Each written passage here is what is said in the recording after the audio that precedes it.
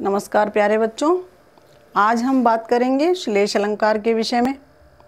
तो आइए देखते हैं श्लेष अलंकार की परिभाषा। श्लेष अलंकार वहाँ होता है जहाँ एक ही शब्द के अनेकों अर्थ निकलते हों।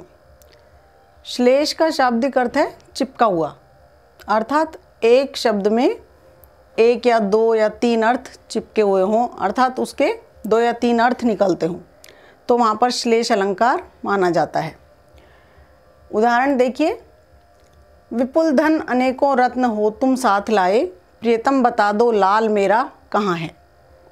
कोई नायिका अपने प्रियतम से पूछ रही है, उसका प्रियतम विदेश से आया है और बहुत सारे हीरे जवाहरात रत्न लेकर आया है, तो वो उससे पूछ रही है कि अनेकों प्रकार के रत्न लाए हो, विपुल धन लेकर आए हो, इतनी ज़्यादा मात्रा में धन लेकर आए हो, प्रियतम बता दो लाल मेरा कहाँ है। तो अब यहाँ देखिए, लाल में श्लेष है। लाल एक रत्न को भी कहते हैं, माणिक को लाल कहते हैं, तो वो माणिक के लिए भी पूछ सकती है, परंतु यहाँ इसका दूसरा अर्थ निकल रहा है कि मेरा लाल कहाँ है, अर्थात मेरा पुत्र कहाँ है, मेरे पुत्र को कहाँ छोड़ आए हो। तो इस तरह से यहाँ पर श्लेष अलंकार है। एक और उदाहरण देखते हैं, पहले नीचे वाला देख लेते हैं। बहुत प्रसिद्ध उदाहरण है रहीम जी का। रहीमन पानी राखिए बिन पानी सब सून, पानी गए न उबरे मोती मानस चून। रहीम जी कहते हैं कि पानी को रखना चाहिए, अर्थात पानी की संरक्षण करना चाहिए, उसको हमको बचाना चाहिए, व्यर्थ नहीं करना चाहिए। क्यों नहीं करना चाहिए? क्योंकि बिना पानी के सब सूना है। संसार में पानी नहीं है तो कुछ भी नहीं है। पानी के बिना अनेकों जीव जंतुओं का, जलचर जो जंतु हैं उनका तो सर्वनाश ही हो जाएगा, मर जाएंगे। मनुष्यों का भी पानी के बिना कुछ नहीं हो सकता। जितनी भी सजीव वनस्पति वगैरह है, सभी के लिए पानी की आवश्यकता है। इसलिए पानी को हमको सहेजना चाहिए, उसकी संरक्षण करना चाहिए, उसको बचाना चाहिए, क्योंकि हम उसको बना नहीं सकते, इसलिए हमको उसको बचाना चाहिए। परंतु यहाँ पानी का अभी श्लेष अर्थ नहीं आया है, पानी का अर्थ पानी ही है। दूसरी पंक्ति में देखते हैं, पानी गए न उबरे मोती मानस चून।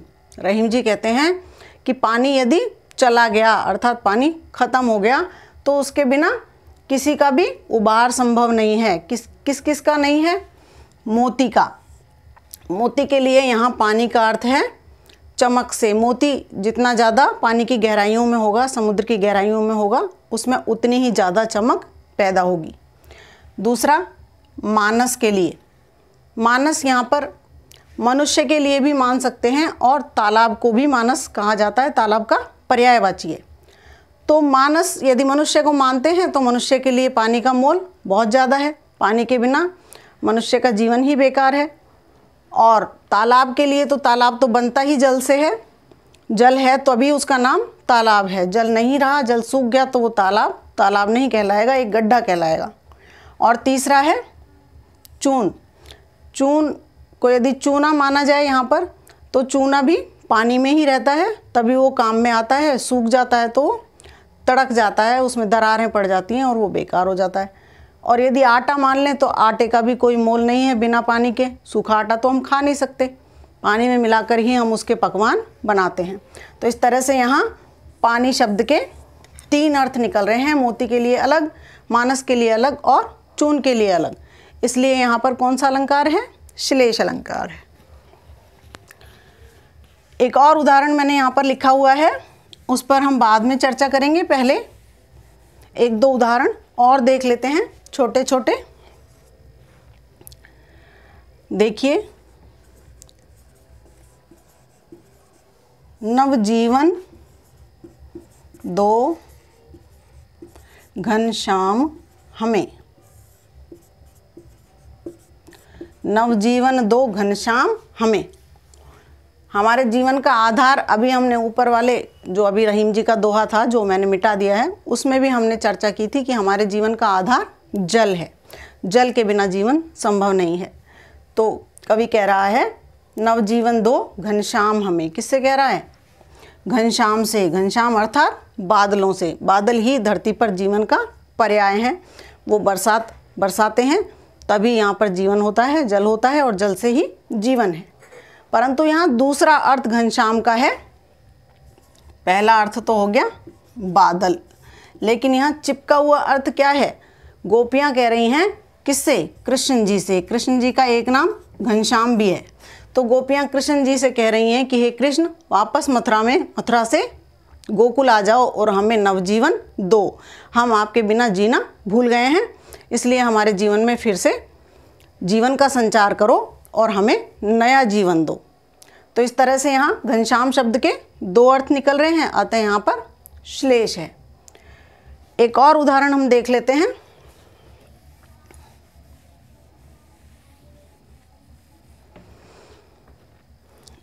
ये भी बहुत छोटा सा उदाहरण है, आपको आसान लगेगा और याद भी हो जाएगा। घनानंद कवि की एक कविता है, उसकी अंतिम पंक्ति है,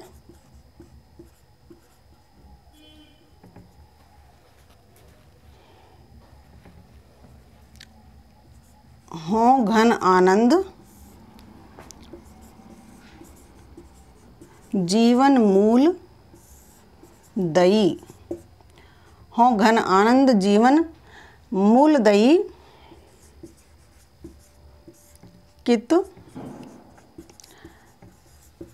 प्यासनी मारत मोही।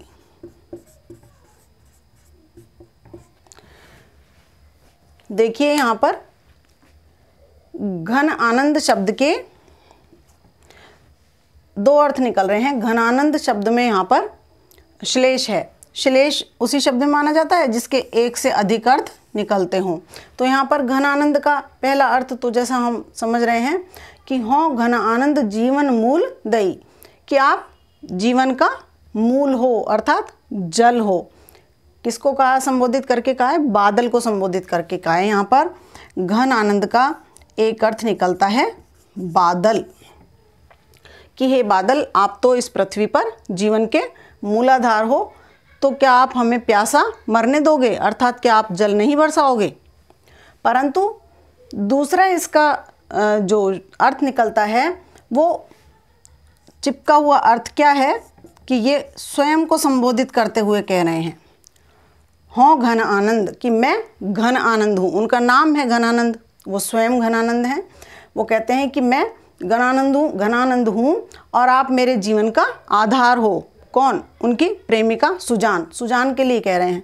तो क्या तुम मुझे जिंदा ही मारोगी, मेरी प्यास नहीं बुझाओगी, अर्थात अपने प्रेम की वर्षा मुझ पर नहीं करोगी? तो इस तरह से घनानंद शब्द के यहाँ पर दो अर्थ निकल रहे हैं, बादल और उनका स्वयं का नाम। अतः यहाँ पर भी श्लेष अलंकार है। एक और उदाहरण हम देख लेते हैं, जो कि ऊपर मैंने पहले से लिखा हुआ है। आप सोच रहे होंगे कि मैडम इस उदाहरण को छोड़कर और अन्य बहुत सारे उदाहरण हमको समझाती जा रही हैं, बताती जा रही हैं, इस उदाहरण में ऐसा क्या खास है? तो बच्चों, ये सभंग श्लेष का उदाहरण है और बहुत ही सुंदर दोहा है। मुझे बहुत पसंद है ये दोहा। चिरजीवो जोरी जुरे क्यों न स्नेह गंभीर, कौ घटी वे वृष भानुजा वे हलधर के वीर।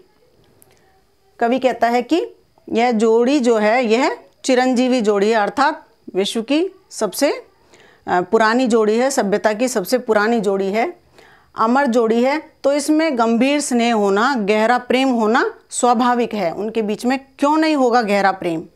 क्योंकि दोनों में से कोई भी कम नहीं है। कौ घटी, कौन घटता है यहाँ पर? दोनों में से कोई भी कम नहीं है। अब हम देख रहे हैं यहाँ पर वृष भानुजा और हलधर के वीर, इन दोनों ही शब्दों में श्लेष यहाँ पर मौजूद है। क्योंकि वृष भानुजा का एक अर्थ तो निकलता है वृषभानु प्लस जा, वृषभानु धन जा, अर्थात वृषभानु से जन्म लेने वाली, यानी कि वृषभानु की पुत्री। कौन थी वृषभानु की पुत्री? राधा जी वृषभानु की पुत्री थी। तो इसलिए एक अर्थ तो निकलता है राधा जी। यदि वो राधा जी हैं तो वो हलधर के वीर हैं। हलधर किसको कहते हैं? बलराम को। और बलराम का भाई कौन है? कृष्ण। तो वो राधा जी हैं और वो कृष्ण जी हैं, इसलिए उनके बीच में यह अमर प्रेम है। दूसरा अर्थ यहाँ पर वृष भानुजा का निकलता है वृषभ की अनुजा। तो वृषभ किसको कहते हैं? बैल को। और बैल की अनुजा अर्थात उसकी बहन, छोटी बहन कौन हुई? गाय। और हलधर के वीर, हलधर किसान को भी कहते हैं। हलधर शब्द के भी यहाँ पर दो अर्थ हैं, पहला तो मैंने अभी बताया बलराम जी, और दूसरा बैल, बैल नहीं किसान, हलधर माने किसान। तो किसान का वीर कौन होता है? किसान के भाई का जैसा होता है बैल। यदि बैल नहीं हो तो किसान खेती ना कर पाए, इसलिए किसान के लिए बैल का वही महत्व है जो बलराम के लिए कृष्ण का है। बलराम जी कृष्ण को अपना दायां हाथ मानते थे, और किसान का दायां हाथ कौन होता है? उसका बैल। तो इसलिए जब वो वृषभ के अनुजा है, अर्थात वो गाय है, तो वो कौन है? वो बैल हैं। तो उनके बीच में भी स्नेह गंभीर ही होगा, क्योंकि दोनों भाई बहन हैं। भाई बहन के बीच में भी गंभीर स्नेह होता है, गहरा प्रेम होता है, और कृष्ण और राधा के बीच में जितना गहरा प्रेम है उसे हम सब जानते हैं। तो इसलिए हमने देखा यहाँ पर दो शब्दों के अंदर श्लेष है। मैं समझती हूँ आपको बहुत अच्छे से श्लेष अलंकार समझ में आया होगा। और एक रिक्वेस्ट आपसे कि मेरे चैनल को देखें, सब्सक्राइब करें और लाइक करें। धन्यवाद।